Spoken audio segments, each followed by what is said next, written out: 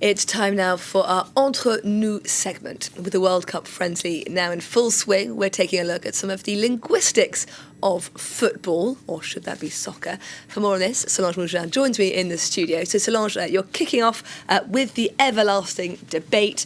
I say football, you say soccer. What is it? Well, as an American, I grew up saying soccer. Living here, I now call it football. Of course, this linguistic debate it easily goes in circles. Today, it is both, depending on who you're speaking to, where you are from, where you are. But understanding the history of how these two names came about is actually rather interesting.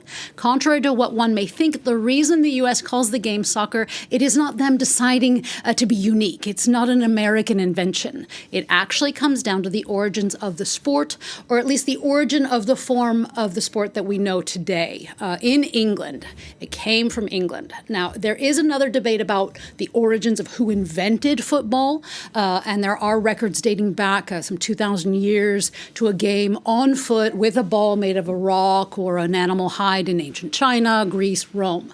But the codified rules of football, as we know it, date to the creation of the Football Association in 1863 in England. Those rules were made to differentiate the game from other footballs, like rugby and like gridiron football, which would later become known as American or Canadian football today.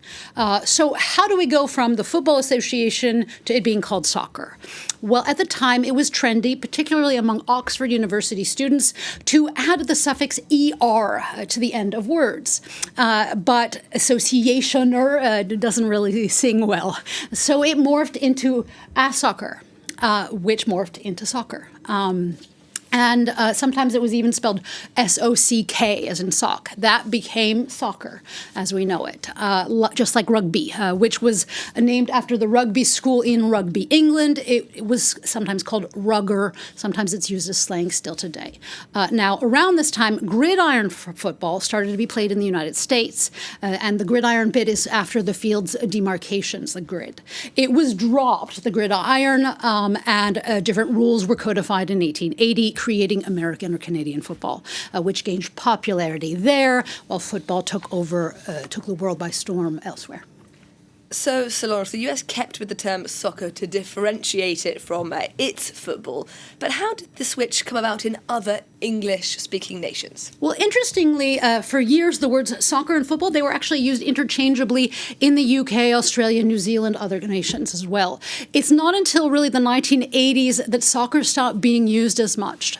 This came as the sport's popularity grew worldwide, and also to be in line with FIFA, the International Federation of Football. And most languages today actually use some translation or transposition of the word foot. Japan is an exception. It does use football, but often people say saka, as in soccer, as does Italy with calcio, or to kick. Nonetheless, the U.S. has been teased quite a bit of sticking with the term soccer.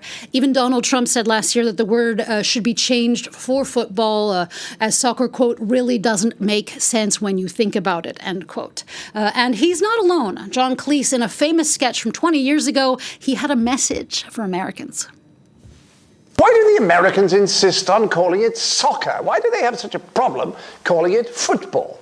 It's a game played with a ball that is struck with the foot. Hence, football. You see? Are you following this, America?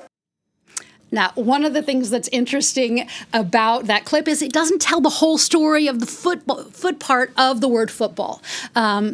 Or why it became so popular professionally, but also in clubs, in school courtyards. It got its name not just because some of these football sports are played with your foot, but it's also called football because it was played on foot and not on horseback.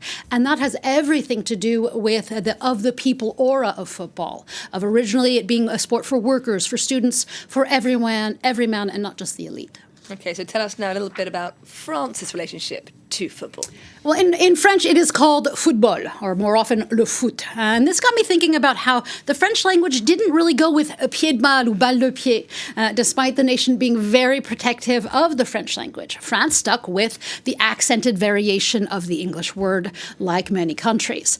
And this, despite the fact that the word pied or foot is all over the French language. It is an incredibly popular word when it comes to expressions. So as this is France 24 English, I've made an inexhaustive list of some of those expressions. There are the positive ones, which can be used along, like c'est le pied, which means it's awesome. This can be used alongside ça marche, or it walks, it works. There's the expression prendre son pied, which often is sexual, or to get one's kicks, to get pleasure. Then there's les pieds sur terre, or to have your feet on the ground, or be level-headed. Then there's the rather weird and childish noun un pied de nez, or to thumb your nose at someone. Of course, there's pied à terre, rather, a pied à terre, a small, often second home. We use it in English as well. And to own one, to own a pied à terre, you may need to work relentlessly or travailler d'arrache-pied. That is, unless you want to lever le pied or take it easy. And then finally, there are quite a few negative ones as well, like mise à pied, to be suspended or sidelined, followed by ones that describe being clumsy or incompetent, or being amateurs, or to do something like a foot, or come à pied.